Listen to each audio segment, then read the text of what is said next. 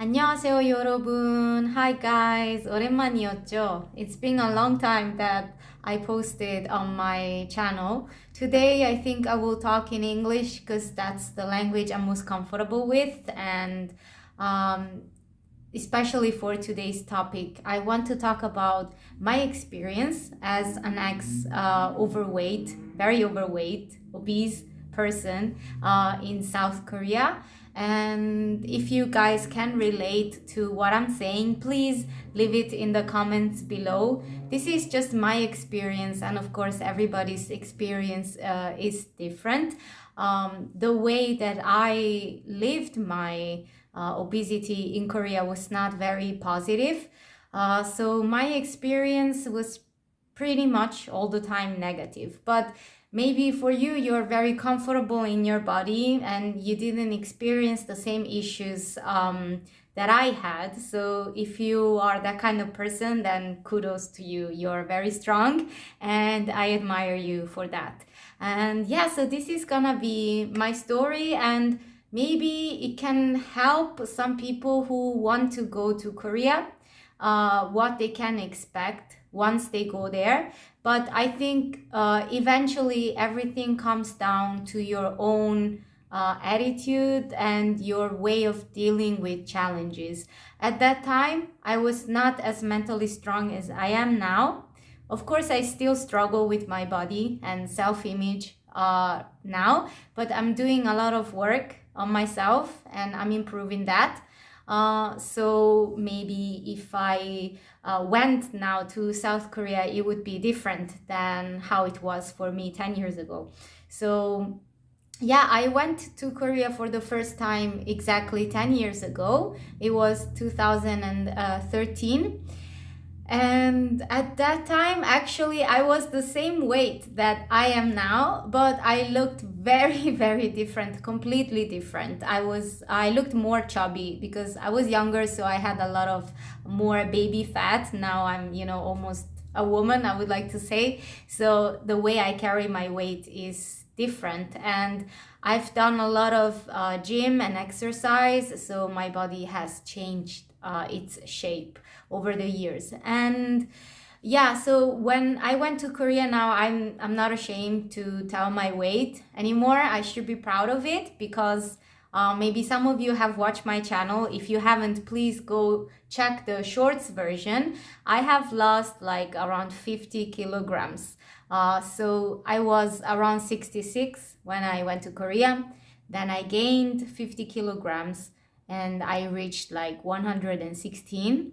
And then I lost it. And it took me, like, I was very overweight almost the entire time I was there. And then I started losing weight maybe around 3 years ago. So it was a slow and steady progress. But, slow wins the race in the end because it's easier to maintain the weight. And yeah, there's several reasons why I gained so much weight and actually in a short span of time, but I will not go into that in this video. That's like a story for another time. And if you want to see that, maybe you can write it in the comments below and I will, please you with that story. Today is just about my experience. So how is it in Korea for a fat person, an overweight person? So first of all, if you're in Korea, you should own the word fat because people will call you fat. I used to get really upset. I mean, at the time also when I went, I think the body positive movement was not as strong as it is today. I found it later, actually, after a few years. There was like body positive community that was created on Facebook in Korea, and I joined that. It helped in the sense that I found the community, but it didn't really help me in my daily life how to deal with the Korean society values regarding body image. But still, it was some help. And yeah. So what was I saying? The way I lived this experience, the word fat, I was really scared of it, and I did not want to admit to myself that I was fat, because actually when I lived in Italy, yeah, I mean, I knew I was overweight. I'm not very tall, so my ideal weight is definitely below 66 kilograms. But you know, you're used to seeing many different types of body types, just as America. Not everybody is super skinny. So I didn't feel too overly conscious about my body. I mean, yeah, I'm chubby, but it's not like people make me feel uncomfortable because of that, or it's not like everybody I meet will tell me I'm fat, right? But Korea was a little bit different in the sense that, of course, as you see maybe on YouTube or through the media, like Asian people in general and Koreans especially are very skinny, mostly, okay? Not everybody, but it's very rare that you will see a very overweight person like you would see, for instance, in America. To me, 9 years that I lived there, 8 years, it never happened that I saw someone as big, as large as someone would get in the West. Because I think also the body type is different. I'm noticing that my camera keeps switching the color. I don't know why. Please, let's create a GoFundMe for Francesca for buying an iPhone or a proper camera. Anyway, yeah, so it's very rare to see that kind of body type. And even if Koreans or Asians get fat, I think the way they carry the fat is more on their belly area. The legs would stay skinny. Anyway, so yeah, I was sorry, I am so long-winded. I can't just summarize the topic, but yeah, so people will tell you that you're fat, like expect that. I mean, it's been 2 years that I've left Korea, but I don't think the situation has changed. I don't think Korean society can change that quickly. It's just a thing in the Korean culture. I mean, young people definitely, they are different. The way the society is progress, like society is changing definitely because of all the Western influence, but still you can't take away what has been there for, you know, generations. And especially you will have to deal with old people, ajashi and ajumma, and they will have no trouble telling you you're fat even though they don't know you. I mean, maybe try, if you're going there and you're worried and you're overweight, try not to, if you don't want to get hurt, try not to expose yourself to kind of situations where you don't want to be told that you're fat. Like, for instance, in my case, I went to Jimjilbang, which is the Korean sauna. And, you know, of course, everybody has to get naked. And mostly it's older people that go there. Depends where you go, of course. But the neighborhood where I was living, it was not like the center of Seoul. So it was not like a tourist place. It was like a genuine Korean place. So it's more like the type of customers that go there are mostly Koreans. And mostly it's older people that go to Jimjilbang. I think younger people, they don't go as frequently, as much. Like this kind of culture is not as widespread among young people. They would go sometimes, yeah, but it's not like in the past.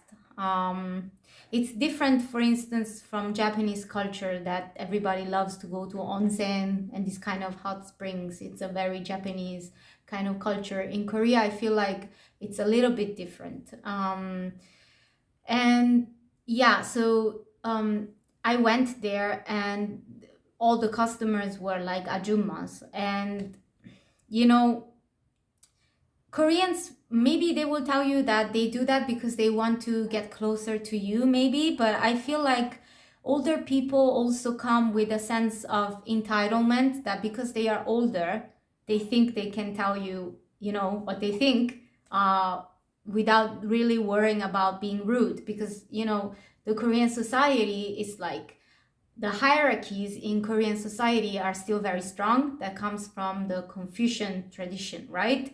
The first thing that you would establish when you talk with a Korean is like your age, so that you can, differentiate between the levels of politeness in speech, for instance. And usually if you're the younger one, you have to show respect to the older person.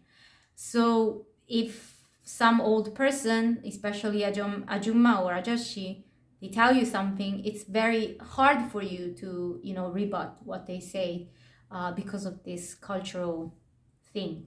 So anyway, my story is that so I went there, and already I feel uncomfortable because I know that as a foreigner I would attract attention, and I'm blonde and I have different features, so already I stand out because of that. And secondly, I stand out because my body type is very different from the Korean body type. So when I was like in the what do you call it, like the pool, the space where you bathe, it's not like someone told me they are fat, that I'm fat, but like they just came to me, straight to me, and they just started touching me, and I felt really uncomfortable. I think in the West we have this kind of bubble. We are inside of this bubble, and this is our space, and nobody can, intrude into that. So I felt really violated in a way. Like she doesn't even know me, how dare she and come and touch me, right? So yeah, she was touching my arm and making comments like, oh, you should lose weight, and how about we join the gym together or whatever. And I was already going to the gym and I lost 20 kilos at that point, but she didn't know that. How could she? But you should never approach someone and make assumptions about them without knowing about their story. But so yeah, maybe for you it's nothing, but if you're a person who's struggling with self-image, that can be kind of like a traumatic event, especially coming from the West. If you're maybe an Asian viewer, what do you think about that? Would you, feel the same way as I felt? So, I felt like crying because I was working so hard to lose weight, and still people don't know how hard I'm struggling, I'm working, and they just make assumptions about me and they just call me fat. And it's easy to say just ignore them, but you can't really ignore, right? Because you're suffering because of something.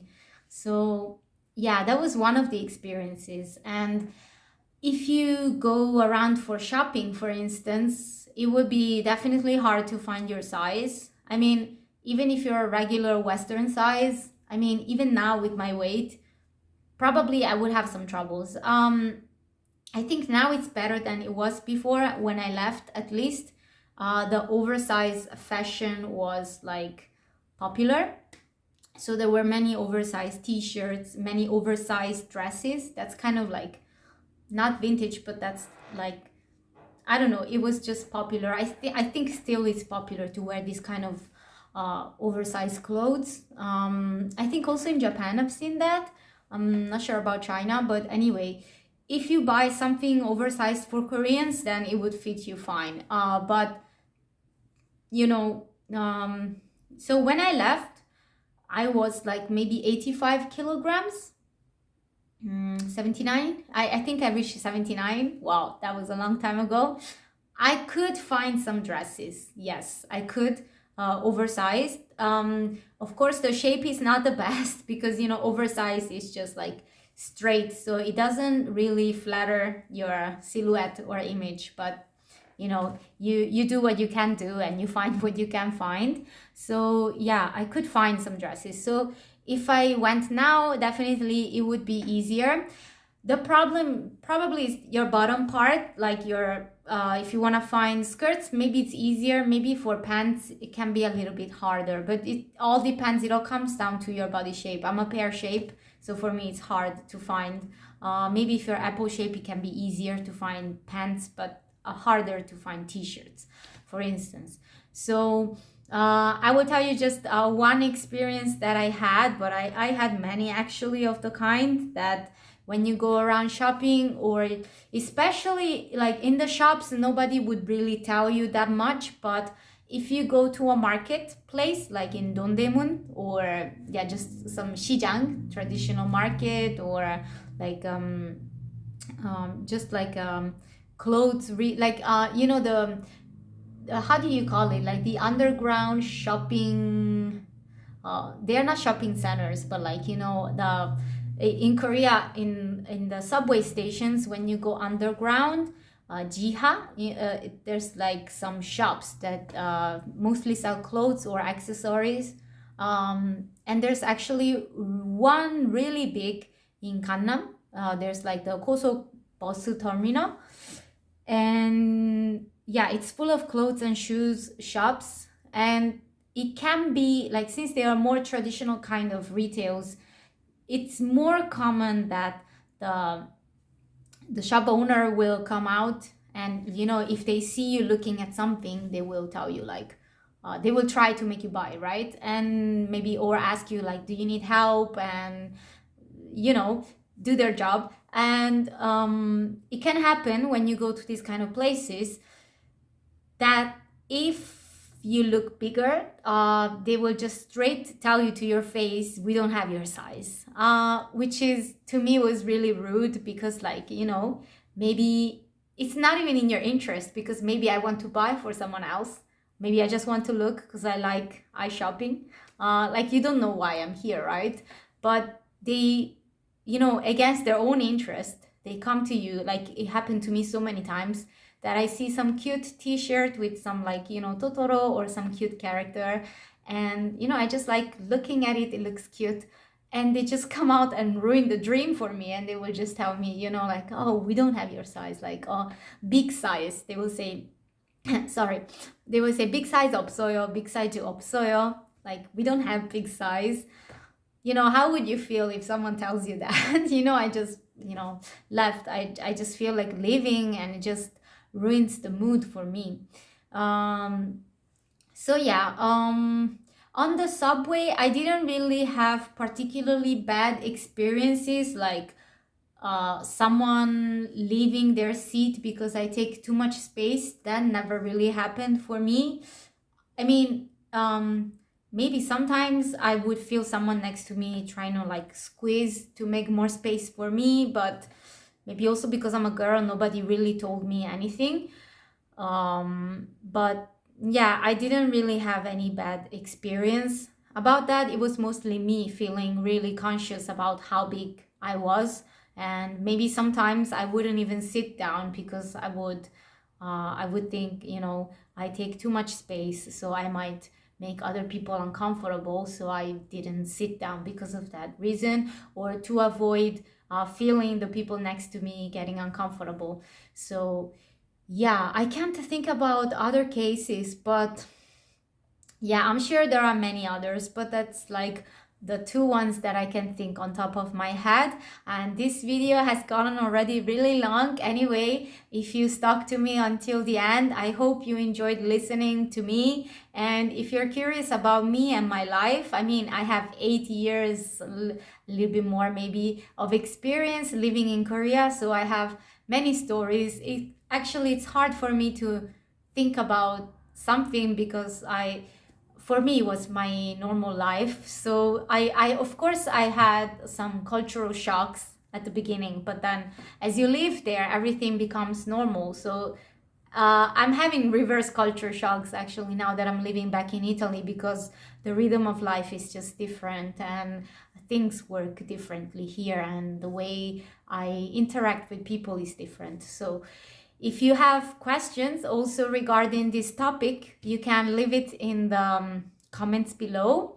And if I get many questions, maybe I can make a new video addressing those questions. I would be happy to help you and answer your questions. I'm here for you. And if you like this video, please subscribe to my channel and turn on the notification bell to get notified when I post new videos, and leave a like, okay, for the YouTube algorithm. And I hope you support me. Okay, see you soon. Bye bye. 안녕.